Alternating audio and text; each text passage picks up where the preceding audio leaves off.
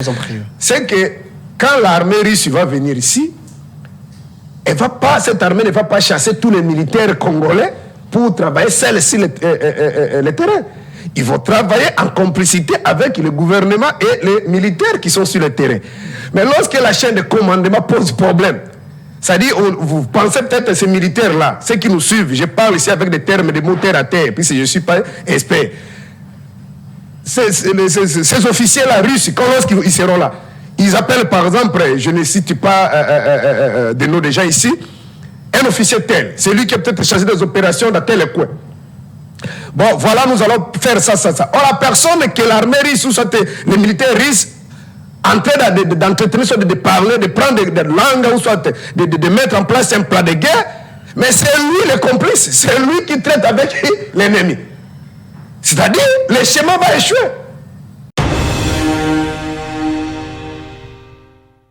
De la coopération militaire. Alors, la coopération militaire russo-congolaise, je pense que c'est une alternative qui est à court terme. Je pense que lorsque les grandes résolutions sont prises dans un État, il y a 3 niveaux. Il y a des résolutions qui sont à court terme, des résolutions à moyen terme et des résolutions à long terme.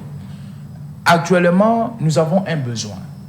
Le besoin qui fait à ce que nous puissions éradiquer l'insécurité à l'est du pays. Et par ces besoins, aujourd'hui, avec la technologie qui avance, il faudrait s'en acquérir. Mais la RDC, actuellement, avec cette nouvelle coopération, on peut faire foi. On peut dire qu'on va éradiquer l'insécurité à l'Est. Je pense que c'est une portion.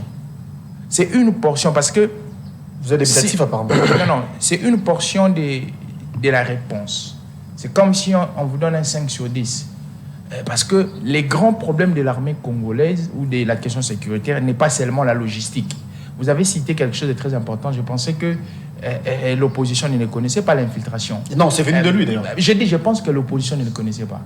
Comme ça ne venait pas de moi, ça venait de l'opposition. Non, il a dit c'est la chanson de tout le temps que vous avez dans non, c'est pas une chanson. Non, c'est pas une chanson. C'est un fait réel.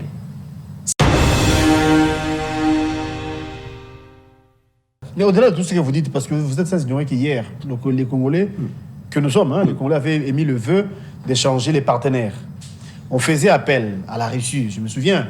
Il y avait des manifestations organisées même à l'Est, à Goma précisément, où il y avait des mouvements de jeunes qui brandissaient les effigies de Poutine pour dire que nous voulons cette coopération entre la RDC et la Russie. Pensez-vous que cette nouvelle collaboration militaire soit-elle n'aura pas impacté Chers sur la guerre compatriotes Guélo, regardons-nous en face. Tu es convaincu qu'au Congo, il n'y a pas de militaires étrangers? Mais Félix, il a rappelé, nous a informé devant France 24 RFI qu'il y a des mercenaires roumains, les Français, ils sont là. Je vous ai rappelé, c'est depuis 98 jusqu'à aujourd'hui. Les Angolais, les Zimbabwéens, beaucoup de pays sont venus ici pour nous secourir à travers les organisations, SADC, tout ça. Mais la guerre ne peut pas faire pourquoi? Mais c'est une guerre de complicité. C'est lorsque la classe politique...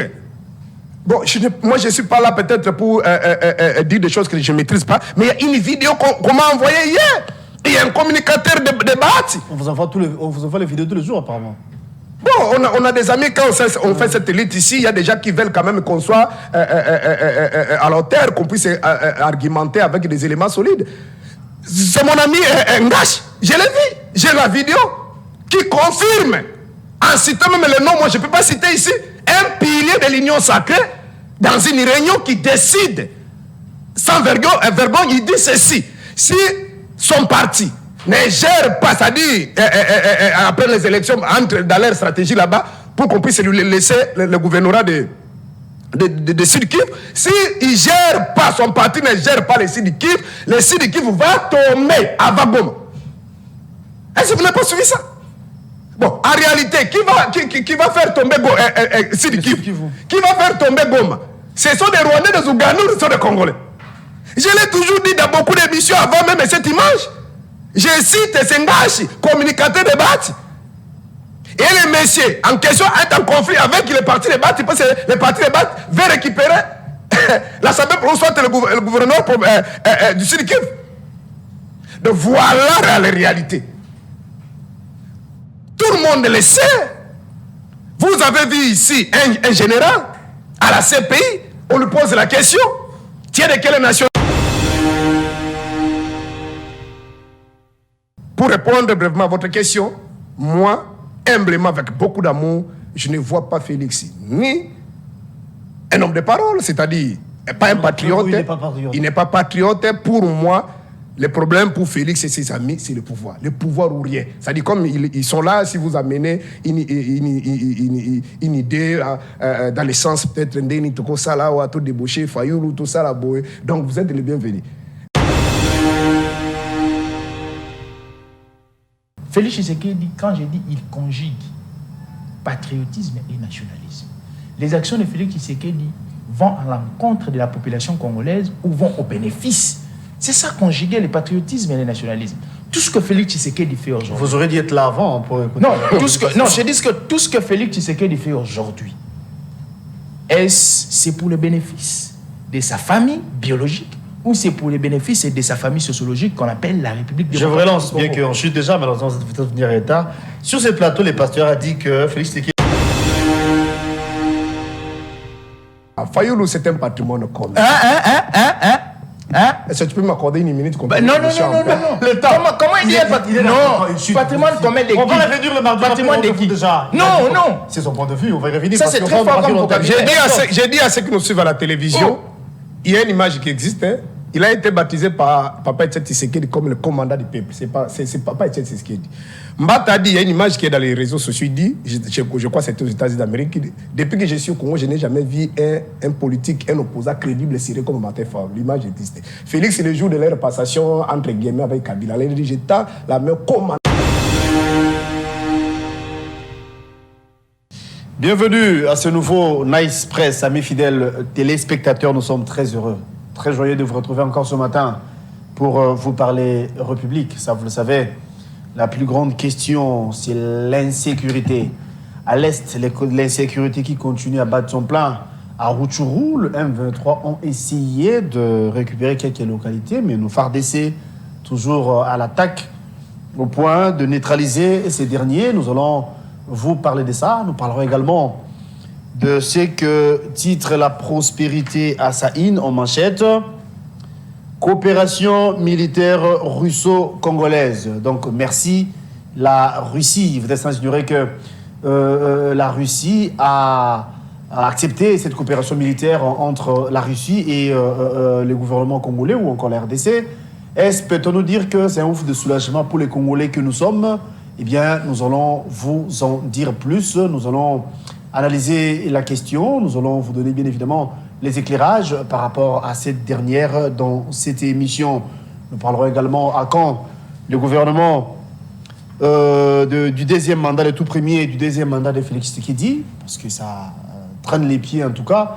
Nous allons vous en dire plus. Mais à l'entame, fausse ouverture, nous allons vous dire que qui va diriger les provinces? Qui vont diriger les provinces? Parce qu'ici, on va parler de plusieurs provinces au même moment. À Kinshasa, par exemple, qui sera à la tête de la ville-province de Kinshasa? Eh bien, l'UDPS va donner la liste de ses candidats très bientôt. Il y a également certains candidats qui se sont présentés déjà, mais qui répondent au profil. C'est cette question qui taraude l'esprit des Kidois en ce moment. Et s'il faille traverser un peu du côté du Congo central? Hier, on avait évoqué la question, on avait reçu beaucoup de messages par rapport à ça. Il y a nos amis les Né-Congo. Nos amis du Congo central ont répondu sur plus de 15 appels reçus. En tout cas, près de 14 ou 13, si je m'abuse. Il n'y a qu'un seul nom qui revient. Il n'y a qu'un seul nom qui est cité. C'est à la personne du député élu de Mwanda, n'est-ce pas? L'honorable Robert Nyondo, qui est soutenu par... et c'est un choix même de nos amis du Congo central, vu sa probité morale, son intelligence, son savoir, son charisme. Eh bien, les Congos ont opté pour Robert Nyondo. Nous allons vous parler de ça. Robert Nyondo, les silences qui parlent. Un type très intègre, très intelligent, très sérieux, très logique, très correct. Un entrepreneur de haute facture. Eh bien, il a toutes les chances devant lui pour diriger la province du Congo central. Ici, à Kinshasa, il y a des contentieux, oui, hein, parce qu'au niveau de la commune de Barumbu, il n'y a qu'un seul élu, c'est Bob Amisso, mais on nous apprendra qu'il y a des contentieux à certaines personnes qui ont attaqué cette publication de la CENI pour remettre en cause l'élection ou encore l'électorat de Bob Amisso. Mais ne vous fatiguez pas, parce que tout Barumbu est derrière Bob Amisso. D'ailleurs, ici, je porte sa voix pour remercier tous nos amis de Barumbu qui, hier, avaient voté pour Bob Amisso, qui va occuper les sièges, parce que la Cour va confirmer Bob Amisso, qui va travailler pour l'intérêt, non pas seulement de tous nos amis de Barumbu, mais surtout de tout Quinois que nous sommes. Bob Amisso, bon vent et bonne chance à toi. Alors, nous allons vous éclairer par rapport aux questions d'actualité évoquées. Déjà, nous allons prendre la première question avec le tout premier invité. Il s'agit du pasteur Serge Taboko, qui est décidé. Et nous attendons l'arrivée de Joe Maele, qui à son tour va représenter l'Union sacrée. Il va se joindre à nous dans la minute suivante. Et ensemble, nous allons vous parler République. Pasteur Serge Taboko, merci d'être là et bon jeudi à vous. Merci beaucoup, cher compatriote Gelor, pour l'invitation. Comme de coutumier, permettez-nous de dire merci à Dieu. C'est lui qui continue à nous garder, nous protéger. Je le dis souvent dans mes interventions, lorsqu'on a l'opportunité de s'exprimer, nous rappelons aux Congolais que si nous sommes là, c'est grâce à Dieu. Les autres prennent ça peut-être dans un sens là péjoratif, mais c'est évident. Vous voyez, je crois, la semaine dernière ici, si on ne me travaille pas 2 ou 3 jours, il y a eu un crash au Katanga, Lubumbashi. Il y a un avion qui a raté son décollage. Le problème ici, c'est que les accidents peuvent arriver. Mais quels sont les mécanismes mis en place par l'intelligence humaine, comme nous voyons dans d'autres cieux, lorsqu'il y a un incendie, lorsqu'il y a un accident, les mécanismes mis en place pour peut-être prendre en charge, soit venir éteindre le feu. Vous serez d'accord avec moi que c'est grâce à Dieu. C'est pourquoi même les amis, les victimes qui sont sorties, pas des victimes, mais les rescapés qui sont sortis, ils ont dit, c'est grâce à Dieu que nous sommes là. Parce que ça dépendait que de ces gouvernements. Et vous avez vu aussi, je crois, une semaine ou 2 semaines passées, ici à Maluku, en pleine journée, sous la barbe impuissante de la police FIVIA, il y avait une baleinière qui se noyait et la population regardait. Je pense même pas à Brazzaville, ça peut se passer comme ça. Ça dit, il n'y avait même pas un danger pour venir secourir la population. Et la baleinière ne se noyait pas en grande vitesse, c'était petit à petit, la population se noyait, les gens criaient. Et ça se passe en République démocratique du Congo. C'est pourquoi quand je dis à ceux qui nous suivent souvent que le Congo, c'est grâce à Dieu. Le Congo, c'est grâce à Dieu. De la mobilité, se déplacer, c'est Dieu. Manger, c'est Dieu. La sécurité, c'est Dieu. Tout, c'est grâce à Dieu. C'est pourquoi je cesserai de le dire que c'est grâce à Dieu que nous sommes là. Merci beaucoup. En entendant les co-débatteurs, je suis à votre disposition. Alors, nous allons faire un débat. On va prendre la première question en rapport avec l'insécurité qui sévit au pays. En ce moment même à Rutshuru, il y a une forte menace, forte tension de M23 qui pense récupérer quelques localités, appuyées par les Rwandais, renforcées en munitions comme en hommes. À l'Est, nos FARDC essaient de faire leur mieux pour contrecarrer. Mais du moins, ça, c'est une question qui revient tout le temps. Je pense que vous aurez à dire quant à ce. Mais du moins, revenons ou encore pour parler de cette coopération militaire entre la Russie et la RDC. Est-ce qu'on peut dire que c'est un offre de soulagement pour les Congolais que nous sommes? Ou bien, bon, c'est de la routine, hein? Ça peut se faire avec d'autres nations. Est-ce qu'on peut faire foi pour dire qu'on peut parler paix cette fois-ci à l'Est? Ou bien, sans de coopération qui existait déjà, rien ne va changer, d'après vous, bien sûr. Merci, je crois que vous avez déjà donné la réponse. Il y aura pas... Non, j'ai posé des questions, je n'ai pas donné de réponse. Et ceux qui nous suivent, c'est votre analyse, c'est un peu pertinente. Dans votre question, il y a déjà une réponse. C'est de la routine. Je crois que vous serez d'accord avec moi depuis l'attaque officielle. Parce qu'en 96, c'était un camouflage. On nous a menti par ceux qui sont allés se jeter sous les mamelles de Museveni Kagame, que c'était des Aïrois. Toutes les interventions que Mouzé à l'époque faisait avec ses amis, il disait que c'était les Aïrois qui ont levé l'option de chasser Mobutu au pouvoir. Mais c'est en 98 que Mouzé va nous dire officiellement que ce n'étaient pas des Aïrois, c'était des Rwandais en particulier, ce sont des Tutsis. Mais les Congolais savent qu'il n'y avait pas que des Tutsis rwandais, il y avait aussi des, on peut dire des Ougandais, si on peut considérer qu'il y a des Tutsis de Hutus de l'autre côté. Il y avait des Ougandais, il y a beaucoup de nations qui étaient derrière leur mouvement pour chasser Mobutu au pouvoir. Et depuis 1998 jusqu'aujourd'hui, il y a beaucoup d'armées étrangères qui sont venues sur notre sol pour nous secourir. Mais malheureusement, jusqu'aujourd'hui, il n'y a pas solution. Il n'y a pas solution. Pourquoi? Vous serez d'accord avec moi. Certes, je ne suis pas expert dans le domaine militaire, soit dans la théorie des guerres. Oui. Mais il y a eu quand même la Première Guerre mondiale, la Deuxième Guerre mondiale. Ces guerres-là n'ont pas pris plus de 2 décennies. Donc, pourquoi la guerre de la République démocratique du Congo ne peut pas faire? Pourquoi cette guerre ne termine pas? Parce que ce n'est pas une guerre classique, c'est une guerre, c'est vraiment une nébuleuse, c'est une guerre de complicité. C'est une guerre de complicité et les acteurs, les principaux acteurs, ils sont à l'intérieur. Ils sont sur le plan interne. C'est pourquoi même si vous appelez l'armée américaine venir nous secourir, il n'y aura pas solution. Vous avez suivi, je crois, même sous le régime de Kabila ici, je crois via les conseils de sécurité, des mandats au gouvernement d'enlever tel général. Vous comprenez? Mais pourquoi on va enlever tel général? Il s'avérait que ces gens-là, ces officiers, étaient en complicité avec nos ennemis, étaient en complicité avec ceux qui nous attaquent, avec nos agresseurs. Mais prenons dans l'hypothèse que cela est vrai. Vous appelez n'importe quelle armée du monde, même l'armée de Pyongyang, venir ici. Ah, s'il y a une annonce officielle, vous remettez en cause, quand vous dites... Non, le problème, c'est pas ça. Je vais essayer un peu de... Permettez-moi d'avancer, d'étaler un peu mon raisonnement, vous allez comprendre. Je vous en prie. C'est que quand l'armée russe va venir ici, cette armée ne va pas chasser tous les militaires congolais pour travailler seuls sur le terrain. Ils vont travailler en complicité avec le gouvernement et les militaires qui sont sur le terrain. Mais lorsque la chaîne de commandement pose problème, c'est-à-dire, vous pensez peut-être à ces militaires-là, ceux qui nous suivent, je parle ici avec des termes de mots terre à terre, puisque je ne suis pas expert. Ces officiers-là russes, quand lorsqu'ils seront là, ils appellent par exemple, je ne cite pas des noms de gens ici, un officier tel, c'est lui qui a peut-être chargé des opérations dans tel coin. Bon, voilà, nous allons faire ça. Or, la personne que l'armée russe, ou soit les militaires russes, en train d'entretenir, soit de parler, de prendre des langues, ou soit de mettre en place un plan de guerre, mais c'est lui le complice, c'est lui qui traite avec l'ennemi. C'est-à-dire, le schéma va échouer. Lorsqu'ils vont prendre des dispositions pour attaquer, mais l'adversaire saura déjà qu'ils sont à tel niveau.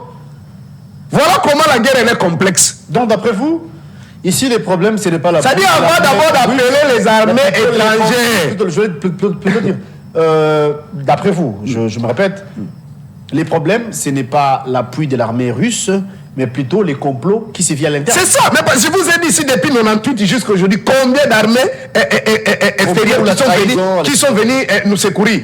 Mais la guerre n'est pas faite.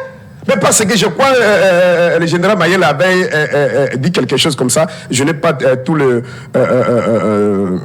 vocable qu'il avait utilisé. Il dit, lorsque vous voyez dans une troupe, soit dans un bataillon, et que la guerre ne prend pas fait, retenez qu'il y a les complices soit à l'interne. Donc, ce qui se passe... Donc l'ennemi est avec vous. L'ennemi est avec nous. C'est-à-dire, depuis 1996 ou 1997 jusqu'à aujourd'hui, la classe politique n'est pas convaincue d'organiser le pays. On a imposé un système de prédation. Ici, ceux qui sont à la commande, à la tête du pays, et ils voient que l'argent est le pouvoir. C'est-à-dire le pouvoir d'abord et l'argent vient après. Parce que quand on a le pouvoir au Congo, vous avez l'argent. C'est pourquoi ils ont des carrés miniers. Vous êtes sans ignorer que l'autre fois, la MONUSCO avait fait une déclaration pour dire que les M23 détenaient les armes sophistiquées, où la MONUSCO ne sera en mesure, bien sûr, d'attaquer. Et c'était un affaire de chèque, ça, vous le savez, ça a fait jaser ici au Congo. Mais aujourd'hui, quand on arrive à avoir la Russie comme partenaire, on parle de cette collaboration militaire, ne voyez-vous pas que la Russie va nous doter de matériel actuel en armement, et cela peut faire l'affaire, ça peut nous aider. C'est vrai, vous avez parlé de la manière dont les opérations seront commandées, mais du moins, une fois que nous avons les outils appropriés, N'est-ce pas? Permettez-moi d'étayer ça avec 2 ou 3 exemples. Vous avez suivi, je crois, lorsque notre aîné Fumumpa était Premier ministre, il est allé à l'Est, vous avez vu, il a dénoncé qu'il a trouvé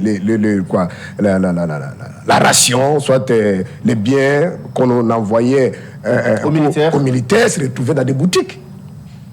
Un deuxième exemple, vous avez suivi Félix Tshisekedi sous le micro de votre confrère Christian Lusakwen, il a dit on l'a menti. Ça, c'est pas moi, c'est Félix, on l'a menti. Au lieu de 21 000 éléments, arrêtez, c'était 10 000. C'est-à-dire la réalité au Congo, même lorsqu'on vous dit que la police, on a autant. Il veut mettre fin à tout ça, Félix. Maintenant, avant d'appeler, c'est juste pour confirmer ce qu'ils sont en train de dire. Vous pensez qu'il y a un bateau là-bas, mais en réalité, le bateau par là, bon, je ne connais pas comment... Hier, il a fait déjà 5 ans, je pense qu'il est temps de nettoyer. Mais vous êtes des journalistes, les amis, malheureusement, le co-débatteur n'est pas là du pouvoir. Ils vont vous dire que l'armée est toujours infiltrée. Jusqu'aujourd'hui, ils vont vous dire que l'armée est toujours infiltrée. Mais comment comprendre, vous avez le pouvoir. Parmi les missions sur le rôle d'un gouvernement, notamment, c'est de corriger les erreurs. Cette rhétorique-là, on l'a utilisée depuis longtemps quand on était avec l'opposition. L'armée était infiltrée, tout ça. Mais 5 ans après, moi je ne suis pas venu, je ne suis pas là pour faire peut-être censer le régime de monsieur le criminel Kagame. Mais Kagame a renversé le régime d'Abiyarimana en 94. Ah non, si, déjà, Kagame il avait velléité de déstabiliser le régime de Mobutu. Dans 2 ans, dans moins de 2 ans. De 94 à 96. C'est-à-dire, ça n'a pas pris des siècles.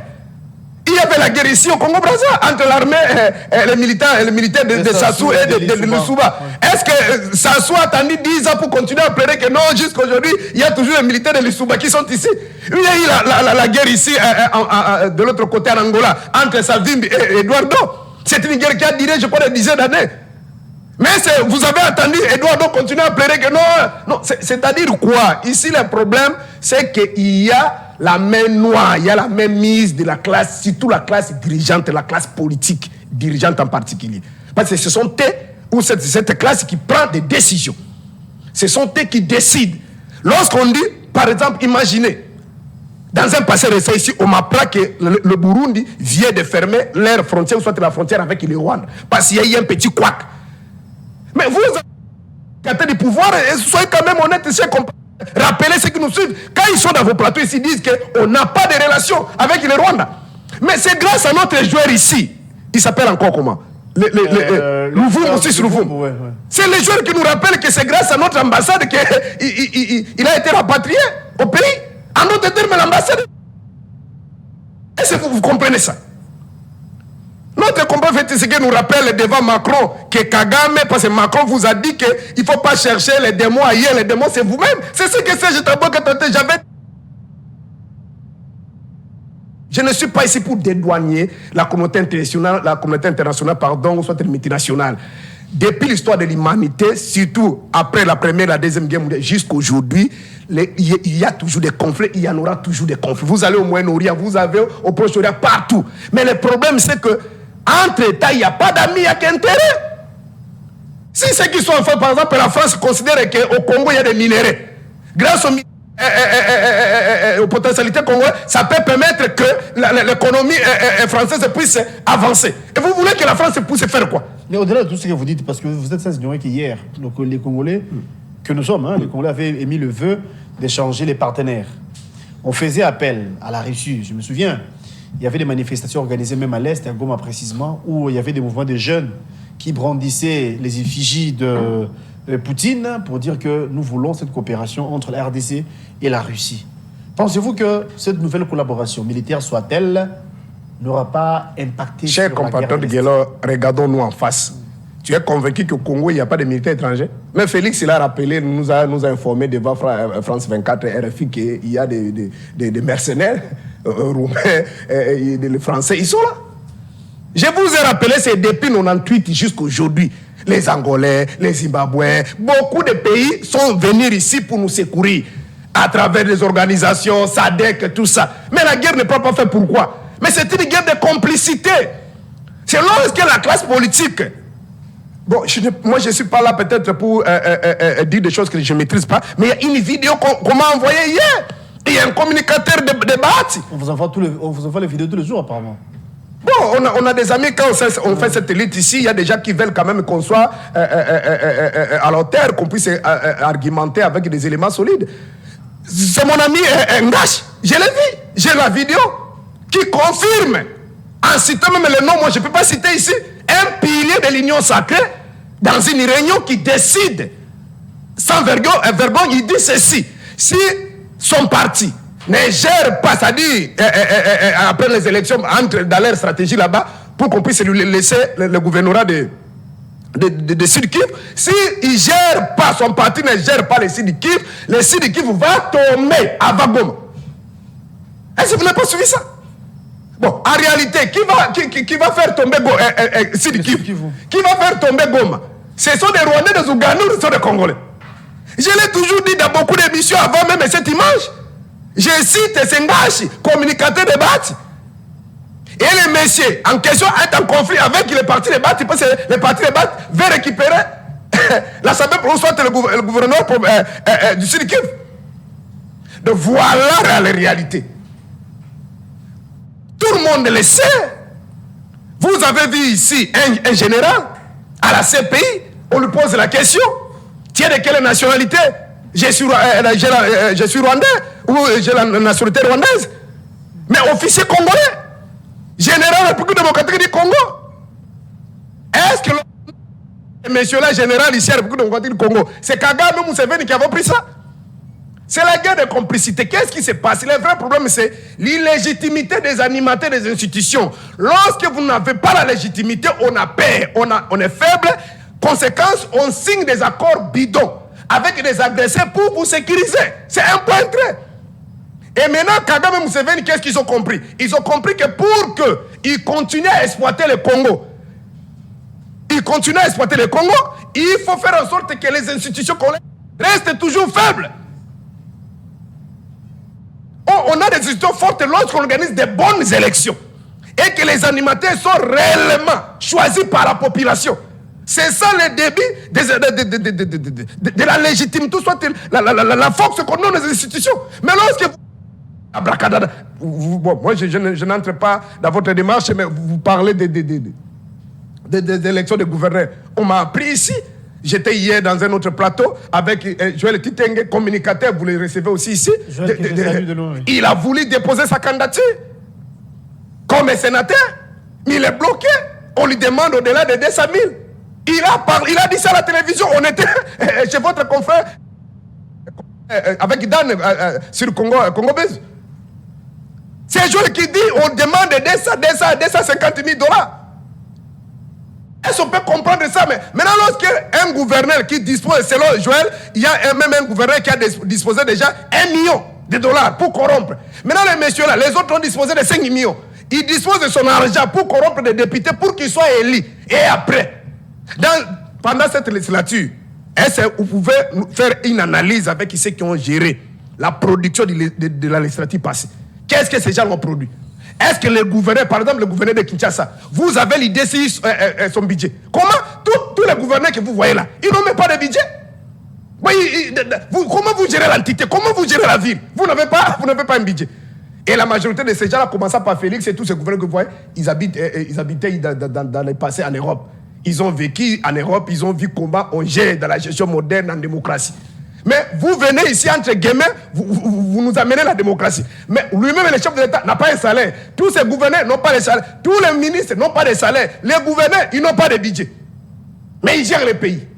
Ils gèrent les villes. Et vous attendez quel est le résultat? Nous, on a crié. Bon, à l'époque de Kabila, moi, je pouvais comprendre Kabila. La manière dont Kabila est venu, la manière dont Kabila a été traité dans ce pays, comment il a été qualifié de tous les noms, Rwandais, et ainsi de suite. J'avais compris que Kabila avait un problème de légitimité. Et c'était normal, pour gérer en sociologie politique, il faut avoir les gens. Et il était peut-être dans la démarche de corrompre. Moi, je comprenais à l'époque de Kabila, c'était normal de corrompre des gens pour avoir quand même de figues tout autour de vous. Mais Félix, ceux qui nous prétendent nous cassent des oreilles chaque jour ici, ils ont un grand parti, représenté dans tous les coins. Mais comment pour avoir des gouverneurs, il faut corrompre? Comment pour passer les élections, il faut corrompre? Et après, vous avez besoin d'avoir un Congo développé. on aura toujours des institutions faibles. Et il y aura toujours des frustrations. Parce que les frustrations ne sont pas toujours à l'opposition. Même ceux qui sont partis prendre des armes aujourd'hui, il n'y a pas en réalité déjà, entre guillemets, de l'opposition.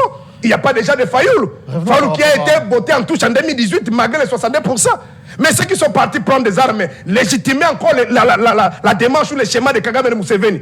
Mais Koné Nanga, c'est lui qui a publié le nom de Félix. C'est lui qui est passé dans toutes les organisations pour défendre le pouvoir de Félix. Il était... Celui qui vient de rejoindre Nanga, c'est Mamba. Il était même dans la commission sécurité et défense. C'est-à-dire, il y aura toujours des frustrations. Et ne pensez pas... Comme nous parlons d'insécurité, comme nous parlons de la guerre de l'Est, vous avez dit ici que c'est une complicité, une guerre de trahison où les Congolais entre eux s'entretuent pour que la guerre perdure. Ça, c'est votre point de vue. Vous avez évoqué un point, à chaque fois qu'on vous reçoit, enfin, vous revenez sur ça, en rapport avec la légitimité. C'est qu'il dit, quand il y a des dirigeants élus réellement, d'après vous, c'est alors que la situation trouvera une solution ou encore la guerre prendra fin. D'après vous,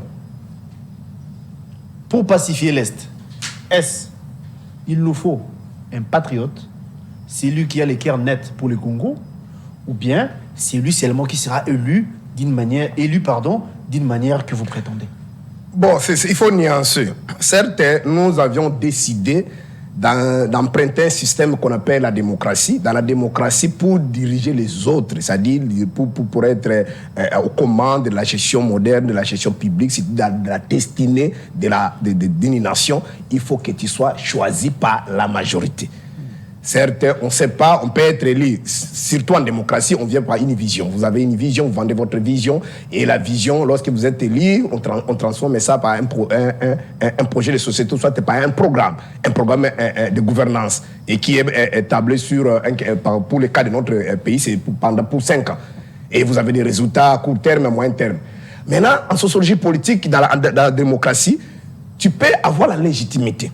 Mais c'est dont vous avez promis la population. Et que lorsque vous êtes élu, vous ne parvenez pas à le mettre en pratique, la population peut te retirer sa confiance. Et vous perdez la légitimité. Et la population peut même être chassée. C'est-à-dire, en sociologie politique, la notion de la légitimité, ce n'est pas une notion statique. Et que si vous êtes aujourd'hui populaire, vous êtes élu et vous restez éternellement. Tu peux être aujourd'hui élu, vous avez la légitimité, mais si vous posez des actes allant dans le sens des intérêts de la population, vous gardez votre légitimité. Ça peut aussi aller même au-delà de ce que vous avez peut-être obtenu en termes de chiffrage pendant les élections. Ça, c'est le principe. Mais ça peut aussi arriver, dans la gestion moderne, nous avons vu, quelqu'un qui est illégitime, c'est-à-dire qui prend par exemple des armes, on ne peut pas encourager, mais il a arrêté par exemple à Burkina Faso, Sankara n'est pas arrivé à la tête, à la commande de cette nation via des élections. Il y a Kadhafi, il y a beaucoup d'exemples. C'est-à-dire il y a un patriote qui souffre dans son fort intérieur. Il voit que dans les élections, c'est lui qui est là, c'est impossible. Donc il faut prendre par exemple des armes, soit passer par ce qu'on appelle la révolution populaire pour prendre le pouvoir. Tu peux renverser le dictateur qui est là. C'est-à-dire vous n'êtes pas passé par la voie légale ici. Je fais allusion aux élections. Parce que c'est la voie légale en démocratie pour gérer. Mais vous passez par cette voie-là. Mais lorsque vous arrivez et que vous parvenez à donner des résultats positifs à la population, tu peux bénéficier l'adhésion populaire, c'est ce qu'on appelle la légitimité. Ce que les Sankara ont obtenu, c'est que Kadhafi et les autres, c'est-à-dire ils n'ont jamais été élus, mais lorsqu'ils sont arrivés aux affaires, ils ont monté une autre image, une autre couleur, ils ont été acceptés par la population. Pourquoi? C'est lorsque vous racontez les intérêts de la population. Ça, c'était vraiment la nuance à faire, parce qu'on ne va pas dire que tous ceux qui ont développé depuis l'histoire du Congo, c'était toujours des démocrates, ils sont passés, puis il y a même dans des systèmes, par exemple, en Asie, vous allez voir en Chine et tout ça, il n'y a pas la démocratie, mais ce sont des systèmes mis en place, acceptés par tout le monde. Alors, vous avez développé... Permettez-moi là pour terminer. C'est-à-dire, à part la légitimité, tu dois aussi être un patriote. Tu dois faire montre des valeurs. Parce qu'on ne peut pas comprendre. Toi, tu es élu, entre guillemets élu, 70%, 80-90%. Mais vous bafouez les principes la redevabilité. Parce qu'en démocratie, c'est le peuple qui est le souverain. Toi, ceux qui commandent, ceux qui dirigent, ce sont des serviteurs. C'est-à-dire vous avez l'obligation de venir rendre compte au souverain primaire. Voilà le souverain, vous me payez autant. Voilà mon salaire. Voilà les primes. Voilà ce que j'ai fait. Mais toi, tu n'as pas le salaire. Oh, ça, c'est dans le système chic. Parce que le roi n'a pas de compte à rendre à personne. C'est-à-dire la parole du roi, c'est la loi suprême.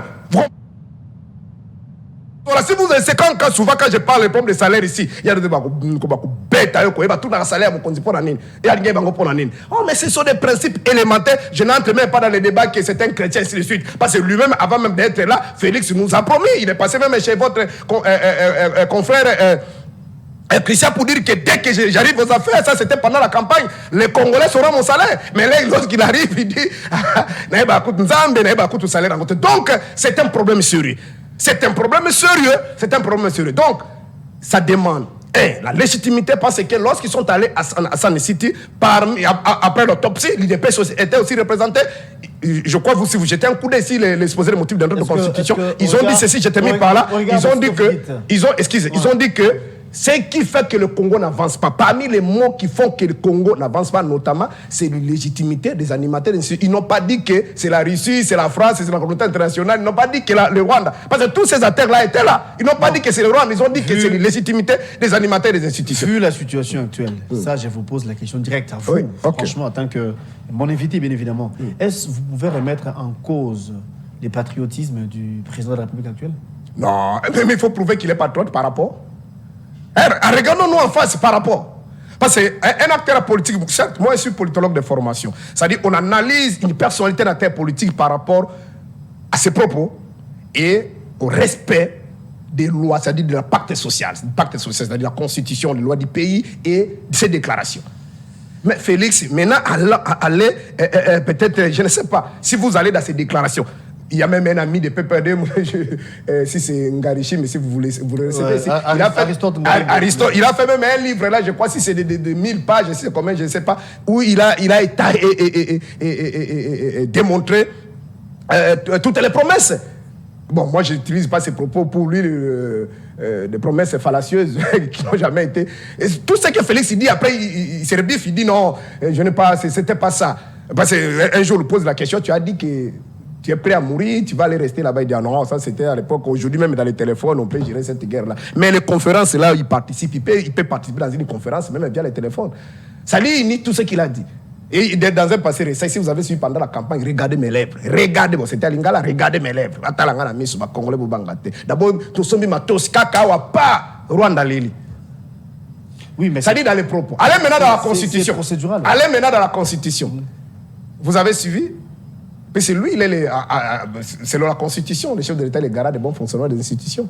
Et vous avez suivi un arrêt là bidon, qu'on a contesté cette façon de faire les choses, même pendant le régime de Kabila. Et nous étions avec le Félix. Il venait de reconduire ici les députés provinciaux, nationaux de ces coins-là. Est-ce que c'est une mauvaise option, le fait qu'il n'y a pas eu élection dans les c'est en violation de la Constitution. Parce que l'article 198 de la Constitution, pour le cas, par exemple, des assemblées provinciales, les mandats, même l'Assemblée nationale, les mandats, c'est de 5 ans renouvelables.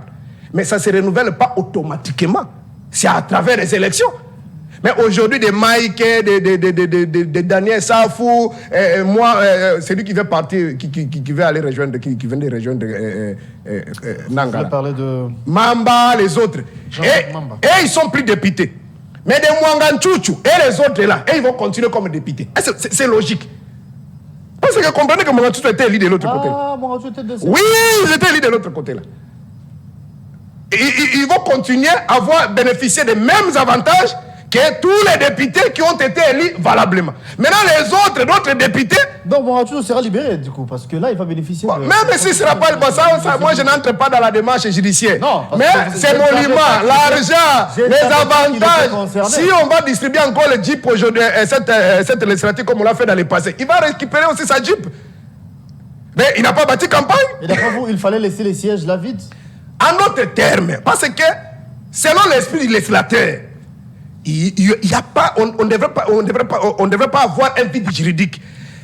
Si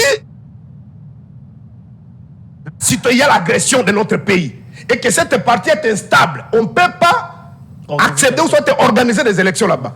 Mais prenons ne fût-ce qu'une décision de sursoir.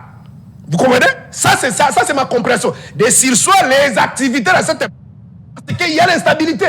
Mais ça c'est d'abord normal. De la continuité des affaires de l'État dans cet espace que vous estimez qu'il y a l'agression, qu'il y a l'instabilité, les députés qui n'ont pas été élus, qui ont été entre guillemets, même si peut-être ils allaient peut-être déposer leur candidature, peut-être ils seront chassés par la population pour ne pas être élus. Vous leur accordez un second mandat. Vous sécurité dans cet espace-là, mais ces gens-là ont encore un autre mandat, ils vont bourrer l'argent des contribuables congolais, mais qui donne le pouvoir en démocratie? À la République démocratique, qui donne le pouvoir? C'est la Cour constitutionnelle, c'est le peuple. Vous voyez maintenant le problème. Une autre disposition, certes, je ne suis pas juriste, mais la logique, c'est qu'ils sont en train de dire ici, je sais que même ceux qui n'ont pas été, ceux qui n'ont pas fait les droits, il faut comprendre quelque chose. L'article 5 certes, on peut accepter en droit administratif le cumul de fonctions. Mais l'incompatibilité, chers compatriotes, le législateur a dit ceci. On ne peut pas être à la fois dans le pouvoir exécutif et en même temps dans le pouvoir législatif. Et vous, c'est un joli, en train de babicier sur Top Congo. Les journalistes lui posent la question, ils disent non, c'est un gouvernement démissionnaire. Mais ils sont députés. Je le jure, c'est bon. Ils vont chez eux comme dans le gouvernement ou comme... Non, comme député à l'Assemblée ou comme ministre? Non, parce que lui dit que selon Zoli, c'est soupli, ce n'est plus le gouvernement. C'est un gouvernement démissionnaire. Oui. Il ne faut plus les appeler les ministres. Et les journalistes, votre confrère, Thierry et l'autre, insistent. Parce qu'on ne peut pas être en même temps député et en même temps ministre. C'est incompatible. Alors, comme il est en difficulté de donner une bonne réponse, il pense que nous tous, nous sommes des moutons. Il dit non, ils sont plus ministres, ils sont députés. Maintenant, ils vont chez eux dans le conseil des ministres comme un député ou comme un ministre. Il dit non, mais ils vont chez eux là, ils sont députés, mais c'est pas comme un ministre. Maintenant, Thierry pose la question. Ils seront appelés comment? Ils seront appelés députés chez eux dans le conseil des ministres. Voilà comment on est en train de nous tourner en bourrique. Mais c'est la violation de la Constitution. Maintenant, s'il y a par exemple une démarche de contrôle et qu'on veut contrôler l'exécutif pendant ce temps ici, parce que j'ai suivi ici, je crois aujourd'hui, il y a au niveau de l'Assemblée provinciale ici. Ils vont voter le règlement d'intérieur pour mettre en place... Non, il y a un détournement là, si c'est entre guillemets de 300 000 $. Le bureau provisoire là. Oui. Bureau provisoire là, il y a déjà un détournement. Maintenant, si on veut contrer, s'il y a un détournement là-bas... C'est le faux bruit. Bon, j'ai parlé au conditionnel. D'accord. Maintenant, s'il y a un détournement là-bas, de l'autre côté là, parce que ces gens-là, ce sont des députés. Et Félix, il dit, d'abord, ils n'auront qu'un seul salaire. Mais quand on va donner les cumuls de fonctions, comment... c'est compliqué. Ils ont tous les avantages des ministres, ils chaisent là comme des ministres. Quand les requérants aillent là-bas, les opérateurs communiquent entrent dans leur bureau là-bas pour poser des questions, pour avoir des documents, pour signer des accords, des contrats. Ils signent là comme des députés, ils signent là comme quoi. Voilà. C'est-à-dire, pour répondre brièvement à votre question, moi, humblement, avec beaucoup d'amour, je ne vois pas Félix ni un homme de parole, c'est-à-dire pas un patriote. Il n'est pas patriote. Il n'est pas patriote. Pour moi, le problème pour Félix et ses amis, c'est le pouvoir. Le pouvoir ou rien. C'est-à-dire, comme ils sont là, si vous amenez une idée dans le sens peut-être tout ça là, ou à tout débaucher, Fayoulou, tout ça là, donc vous êtes les bienvenus. Mais une démarche allant dans le sens d'organiser le pays, je ne vois pas. Vous avez parlé sur ce plateau que cette coopération militaire entre nous et la Russie ne va rien apporter, du fait que l'armée n'est pas assainie. Jusqu'ici, il y a des infiltrés d'après vous. Mais nous parlons de cette insécurité, la situation à l'Est. Comment y mettre fin? Vous avez dit il nous faut plutôt les élections transparentes, démocratiques, pour parler de la légitimité, d'après vous. Il y a encore 5 ans devant nous. Quelqu'un fait 5 ans, parce que nous sommes au mois de mars. 5 ans pour ce quinquennat, pour le président Félix. Alors qu'à l'Est, nos compatriotes tombent, meurent tous les jours. Certes, il y a l'appui de la Russie qui va venir, hein, parce que ce n'est pas encore, ce n'est pas encore opérationnel, s'il fallait dire. Mais d'après vous, pour mettre fin à l'insécurité. Parce que s'il faut revenir par rapport aux élections, on aura encore le temps. Par rapport à la situation actuelle, la manière dont la situation se présente, que peut-on faire? Bon, merci beaucoup. Lorsque vous m'avez posé les questions, j'ai énuméré en termes de fondamentaux. C'est-à-dire, si en République démocratique du Congo, on ne parvenait pas à organiser de bonnes élections, ne pensez pas avoir la stabilité des institutions un jour dans ces pays. Il y aura toujours des couacs, il y aura toujours tout ce que vous êtes en train de voir. Maintenant, vous me posez la question concrètement aujourd'hui parce qu'il y a de l'insécurité. Nos compatriotes, permettez-moi, il y a même un message qu'on vient de m'envoyer ici. Plus de 1500 personnes, dont femmes, enfants et hommes, fuient les affrontements entre les rebelles du M23. C'est une alerte de la garde du parc de Virunga, M23 et FARDC, à Nyanjala, Kiburiji, Kishiche et Bambo sont actuellement coincés sans assistance ni eau ni à manger dans le parc national de Virunga. Vers Ruindi, ça c'est les messages qu'on vient de nous envoyer. C'est-à-dire les compatriotes sont coincés. Maintenant, qu'est-ce qu'on peut faire concrètement? Je crois les idées, comme toujours, même en 2019, nous avons proposé des réformes consensuelles. Je crois que c'était le 4 novembre 2019. Nous avions dit, bon, comme vous vous déchirez pour le pouvoir, restez au pouvoir. C'est à l'époque-là que mon Sengo et Ambongo, Papa Ambongo Sali, avait dit, même dans les Vous voulez parler de votre plan de sortie de crise? Le plan de sortie. Et aujourd'hui, nous venons de terminer notre Conseil national et des recommandations. Concrètement, parce que toutes les recommandations, par exemple, il faut mettre des moyens à la disposition de l'armée, ainsi de suite. Je ne pense pas... Rompre sur le plan diplomatique. Je ne pense... C'est ce qu'ils sont en train de dire. Je ne pense pas qu'avec ce système de prédation, ça sera facile.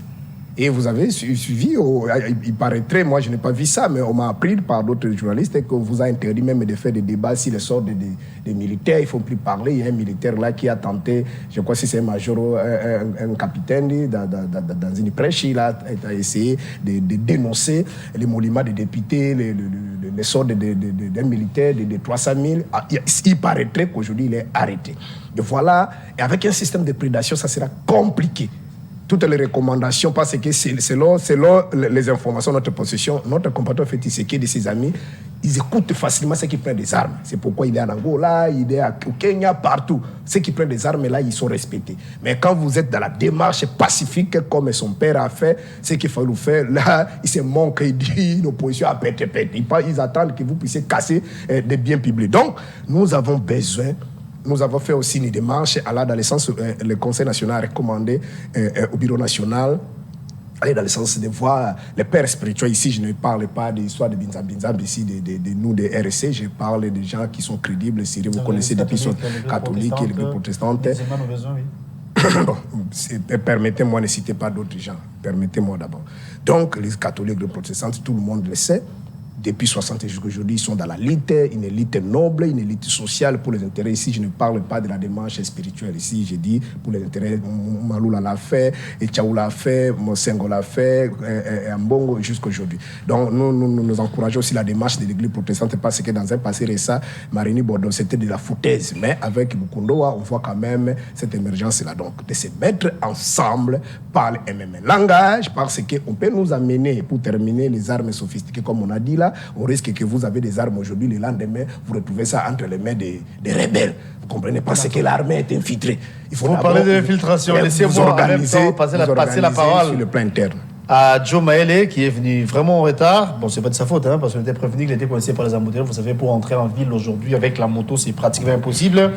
Les taxis, oui, c'est la voie qu'il a empruntée, mais avec beaucoup d'embouteillages, il est là quand même. Merci beaucoup. On tolère sur retard parce qu'on était prévenu en tout cas. Vous étiez à chaque évolution, vous nous envoyez les messages. Je suis sur 24, je suis sur tel endroit. Merci pour ça, mais sinon, la télé, c'est les temps, désolé. Exactement. Mais comme nous parlons de cette nouvelle coopération militaire entre la RDC et la Russie, est-ce que ça peut nous apporter quelque chose? À savoir que tout le temps, nous avons l'habitude de dire que notre armée est infiltrée. Avec cette infiltration, avec les traîtres qui s'y trouvent, est-ce que l'avènement des soldats russes, ça peut nous soulager ou bien on va tourner en rond? Merci, M. Guélor, pour votre question. Et je pense que je vais vous réitérer les salutations. Salutations à mes co-débatteurs.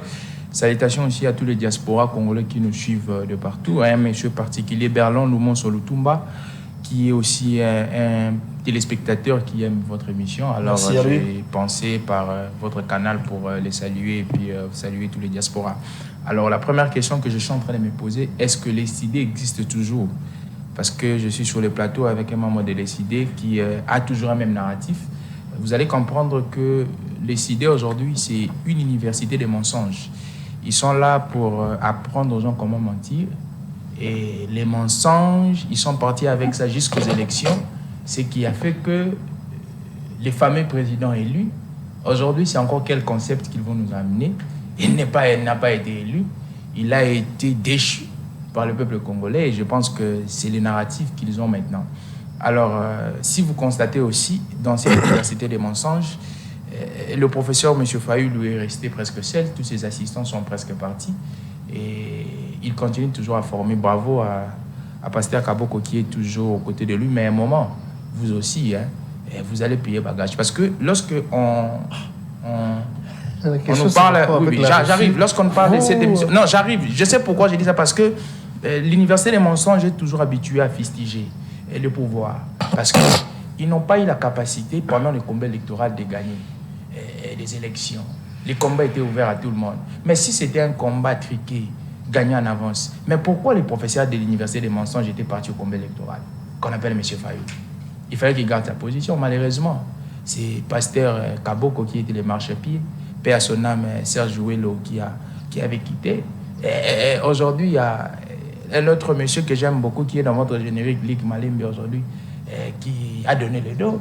Il faut savoir que... Parlons de cette coopération. Les idées aujourd'hui n'a pas un discours à donner au peuple congolais. Si vous allez venir par complaisance à la télévision pour nous montrer que vous êtes à l'opposition, oui. Mais il faut donner une recette. C'est quoi la recette? Alors, parlons de la coopération militaire russo-congolaise. Alors, la coopération militaire russo-congolaise, je pense que c'est une alternative qui est à court terme. Je pense que lorsque les grandes résolutions sont prises dans un État, il y a trois niveaux.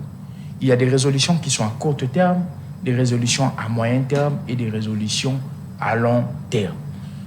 Actuellement, nous avons un besoin.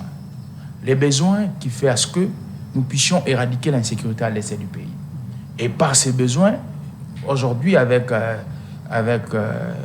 la technologie qui avance, il faudrait s'en acquérir. Mais la RDC, actuellement, avec cette nouvelle coopération, on peut faire foi. On peut dire qu'on va éradiquer l'insécurité à l'est. Je pense que c'est une portion. C'est une portion parce que... Vous êtes débutatif apparemment. Non, c'est une portion de la réponse. C'est comme si on vous donne un 5 sur 10. Parce que les grands problèmes de l'armée congolaise ou de la question sécuritaire n'est pas seulement la logistique.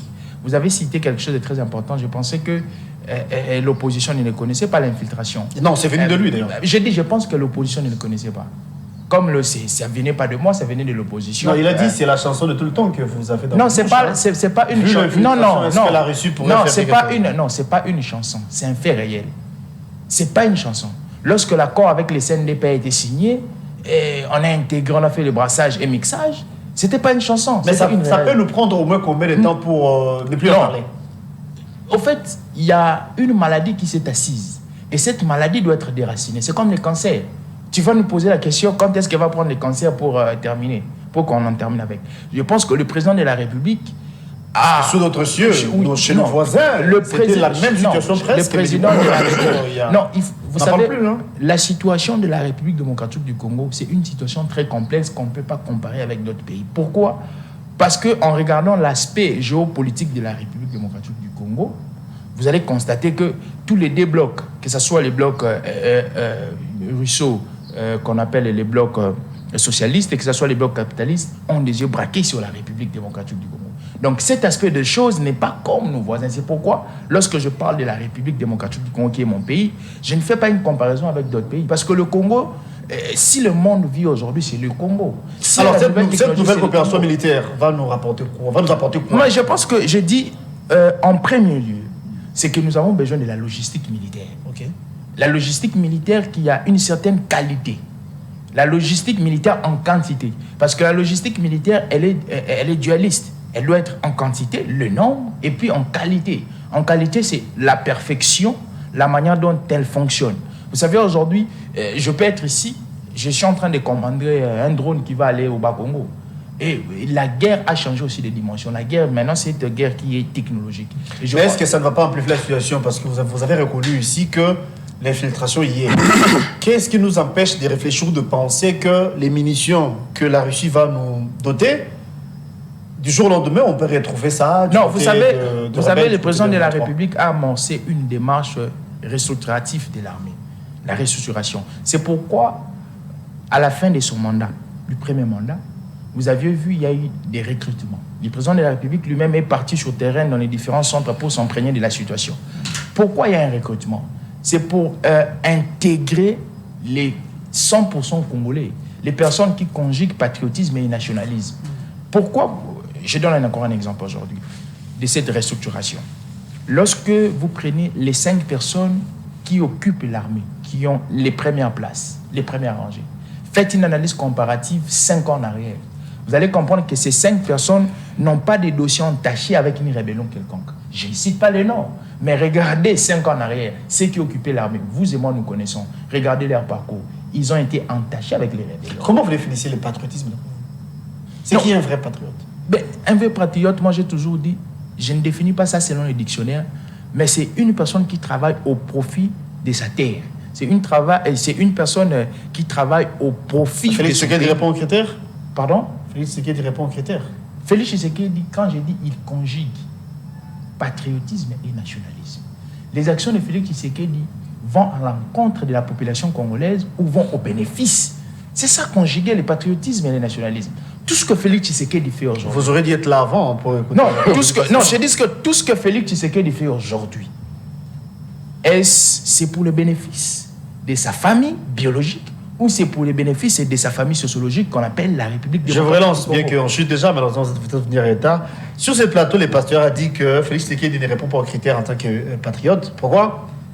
Il a violé plus d'une fois la Constitution, ça c'est les pasteurs. Il fallait... Les cas échéants, attendez. Vous êtes sans ignorer que la Cour constitutionnelle venait de statuer sur un cas en rapport avec les députés de l'Assemblée nationale, de reconduire dans le zone ou dans le coin où il n'y a pas eu élection, les élus de 2018 seront reconduits. Pasteur a dit que c'est en violation des textes. Pasteur a dit sur ces plateaux également que il y avait aussi un autre point là. Article 108. Article 108. L'incompatibilité. Ah oui, voilà. Le gouvernement Sama qui est démissionnaire, mais le même gouvernement, le même ministre qui sont députés siègent au niveau de l'Assemblée nationale comme député, au niveau du gouvernement comme ministre, cumule des fonctions, c'est aussi en violation des textes. Il a dit, si vous prenez ne serait-ce que ça comme exemple, comment peut-on nous appeler Félix Tshisekedi? Vous savez, à un moment, j'ai dit, il ne faudrait pas interpréter les textes tels que vous le voyez. Il faut aussi entrer dans les domaines politologiques. Un peu aussi entrer dans les domaines... S'il vous plaît, entrer aussi dans les domaines de droit constitutionnel pour comprendre. La première des choses, un texte, lorsqu'il est rédigé, il a une compréhension par rapport au contexte. L'article 64, par exemple, c'est un article qui est circonstanciel. On n'emploie pas ça tout le temps. Nous sommes dans quel contexte qu'il faut se poser la question? Nous sommes dans un contexte où les institutions, toutes les institutions, sont démissionnaires, à part les présidents de la République qui viennent d'être élus. Nous sommes dans un contexte où le statut gouvernemental doit être créé. C'est pourquoi le président Tshisekedi ne peut pas appeler les congrès, parce que le Parlement n'est pas encore assis. Il faut asseoir un nouveau Parlement. Mais êtes-vous d'accord que le gouvernement était démissionnaire? Je suis très d'accord. Il y avait lieu qu'un vrai femme puisse assumer je suis d'accord. La fonction du Premier ministre. Je parle toujours du cadre et des contextes. Nous sommes aussi dans un contexte où une partie de la République démocratique du Congo est blessée sécuritairement. Alors, il faut recourir à une sorte de jurisprudence. Parce que la jurisprudence aussi fait partie des sources du droit. Là, on a créé la jurisprudence. Oui, j'ai dit, parce que ça n'existait pas. Non, j'ai dit, merci pour le mot, il faut créer la jurisprudence.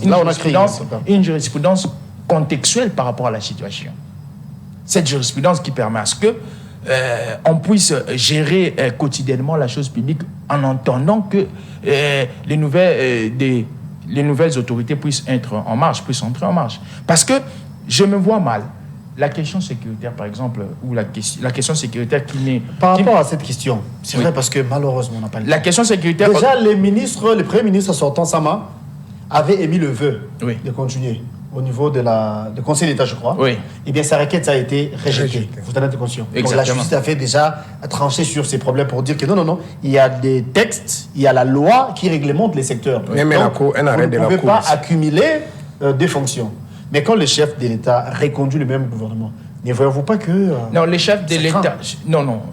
Le chef de l'État tient compte des circonstances. Le chef de l'État n'a pas... Et la Cour de cassation le Conseil d'État n'avait pas tenu compte de ça, non, au fait, le Conseil d'État dit le droit. Le Conseil d'État, c'est une institution... Quand on marche au-dessus de... Non, le président Tshisekedi n'a pas marché au-dessus des droits. Le Conseil d'État, c'est ce qui est. C'est les règles. Le président Tshisekedi agit aussi comme politique. Parce qu'à un moment, il faudrait se dire, la politique, c'est ce qui est et ce qui doit être. Alors, ces distinctions-là, ça va permettre à ce qu'on puisse avoir une certaine conception de la chose. Vous savez, aujourd'hui, les textes que font les différents hommes de droit sont limités. Parfois, elles sont muettes. Même la Constitution actuelle, elle est muette dans beaucoup de cas. Et quand la Constitution est muette, et il y a une circonstance quelconque, qu'est-ce qu'il faut faire? Quand on est autorité, qu'est-ce qu'il faut faire? Il faut réadapter ou prendre des décisions qui vont faire à ce que on puisse pallier, avancer, évoluer. Non, on puisse pallier à la situation ou aux différents mots. Moi, je pense qu'aujourd'hui, le président Tshisekedi, comme les gens ont toujours eu cette chanson, ces narratifs, c'est pourquoi je parle toujours des narratifs, les gens de l'opposition, le président a violé. Lorsque nous allons débattre sur les cas dans lesquels le président a violé, vous allez comprendre que le président n'a pas violé. Le président n'a pas violé. Parce que si le président avait violé intentionnellement... Et le fait de reconduire les élus de 2018 si le fait de reconduire, ce qui a fait la Cour constitutionnelle... Non, on se pose la question, qui a fait la Cour constitutionnelle? Pourquoi on reconduit? C'est comme ça qu'il faut réfléchir. Pourquoi on reconduit? Parce qu'il y a un mal. Est-ce la Cour constitutionnelle a reconduit ces personnes sur base d'un favoritisme quelconque? Nous sommes dans un cadre contextuel. Les contextes dans lesquels nous nous trouvons, ce n'est pas un contexte approprié. Je ne sais pas. On m'apprendra que Mwangachuchu est aussi bénéficié, enfin il va bénéficier plutôt de je ne sais pas. Il pourrait bénéficier, mais s'il a des contentieux avec la justice. Là, il sera du coup élu national. Il pourrait, on verra son cas, la justice verra son cas. Il pourrait bénéficier. Ici, nous parlons d'un cas qui est très particulier. Ce n'est pas un cas où la situation sécuritaire est assainie dans tous les pays. Là, on va créer encore notre jurisprudence. Mais quelle est l'utilité des autorités? C'est qu'il faudrait qu'il y ait une bonne marche dans la société. Il faudrait qu'ils veillent au bien-être de la population. Donc je pense qu'aujourd'hui, je réfléchis au regard du contexte. Je ne réfléchis pas en tant que politique. Mais malheureusement, les co-débatteurs vont réfléchir en tant que politique. Pourquoi? Parce qu'ils sont déçus. C'est comme une déception amoureuse. Lorsque tu vois une femme partir avec un autre monsieur, tu vas toujours dire le mal de cette femme-là parce que tu as été déçu. Merci beaucoup, Joe. C'est ça les idées. Vous êtes Union Sacrée. Malheureusement, vous êtes venu en retard. Vous auriez dû être là avant, mais ce n'est pas de votre faute. Ça, j'en sais quelque chose. Là. Mais je peux... Merci en tout cas. Parti remise, si vous voulez. Oui, parti remise. Je veux seulement injecter un mot sur les élections du gouverneur. D'accord. Les élections. Pourquoi je vais injecter un mot? Parce que je dois conscientiser l'électorat. Au Congo central, les gens nous parlent de Robert Nyondo. Non, au Congo central, non. Je pense que moi... au Congo central, il y a un ticket, il y a quelqu'un, Madame Nefertiti. Justement, c'est Robert Nyondo. Non, moi je parle de Madame Nefertiti. Mais c'est il peut faire ça même à faire. Il y a des choses ici qu'on peut opérer. Moi je parle de Madame... Au Congo central, il y a Madame Nefertiti. Robert Nyondo, je vous rassure. Non, moi je parle de Madame... ultra intègre. Bon, ça dépend de vous. Ça, je vous rassure. Non, ça dépend de vous. Moi, je parle de Madame... Vu sa probité morale, moi, je parle de Madame Nefertiti Koudianza parce que... Et sa carrure, surtout. Elle a été... Et son cursus. Ça dépend. Mais Madame Nefertiti aussi a un cursus très bombé, très acide. Donc, moi, je parle d'elle parce que c'est elle-même qui a compétit avec l'actuel gouverneur. Et c'était 10-10. Ils sont partis jusqu'au deuxième tour. Et au Lualaba, on n'a pas de choix. Ce n'est que Fifi Masuka. les lois là-bas. Joe Mayele, merci d'être venu. Et merci beaucoup. Merci pour la disponibilité, merci d'être là. C'est vrai bien que je suis en retard, mais j'en sais quelque chose. Merci beaucoup. Je vous en prie. Pasteur, ça fait, il faut nous en boucler. Vous avez quelques minutes avec cette conclusion. Oui, malheureusement, je vais demander à votre indulgence, même à la prochaine, que vous puissiez organiser ce débat, parce que je trouve que, moi, je l'ai déjà suivi plus d'une fois, c'est un jeune intelligent. Malheureusement, il sous-traite son intelligence et tous les sacrifices que les parents ont mis pour qu'il aille à l'école. Demain, ça sera un plateau spécial où l'émission sera présentée par une femme qui va recevoir également les femmes, parce que c'est le 8 mars. On peut prendre rendez-vous le lundi, c'est possible? Le lundi, c'est difficile, même les mardis, parce que le lundi, j'ai une autre émission. Le mardi, d'accord. Bon, on prend rendez-vous le mardi. Oui, ce sont des colibés.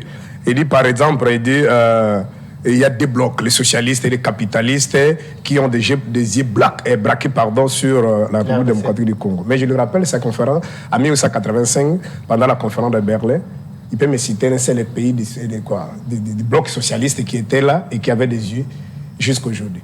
Mais je le rappelle aussi ce que la Russie, la Chine et tous ces pays du bloc socialiste qui fait allusion, ils n'ont pas participé aux assises. D'abord, la Chine aussi a été colonisée. Elle a été dominée par des Japonais. Le roi Léopold a voulu même... Je peux réagir à chaud. Permettez-moi, monsieur. Il y a eu socialisme et capitalisme.